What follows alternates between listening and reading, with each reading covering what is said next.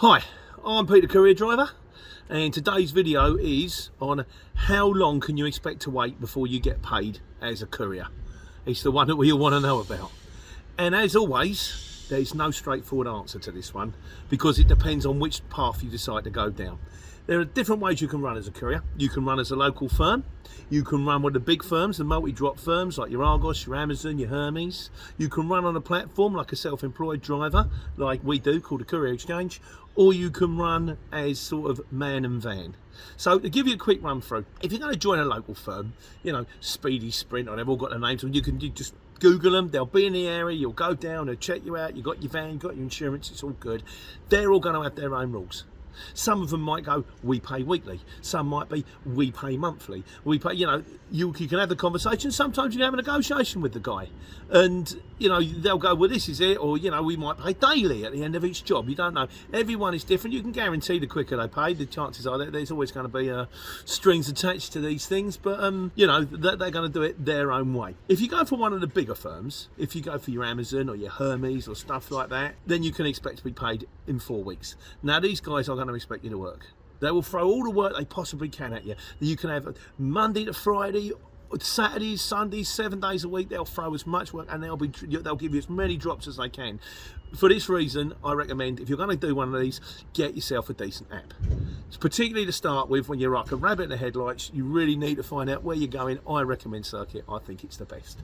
But if this is the way you're going to go, and it is quite an easy way to go, you're not really dependent on the size of motor you've got. They're not really, you know, the different sizes of vans doesn't really matter so much. Very easy entry, very easy access, that kind of thing. They are, like I say, they're going to expect you to go mad, but what they will do is you will know what you're going to get. At the end of 4 weeks, they will say, this is how much you're going to get, and then the money will go in the bank.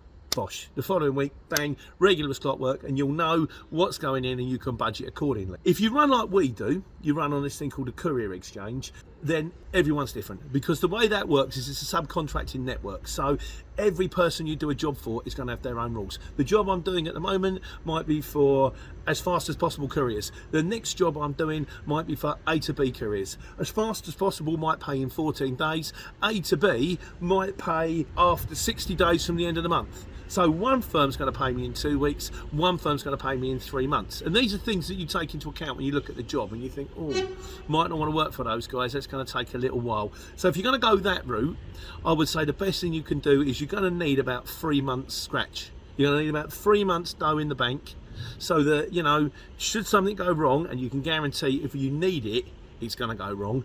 If you got it, it won't.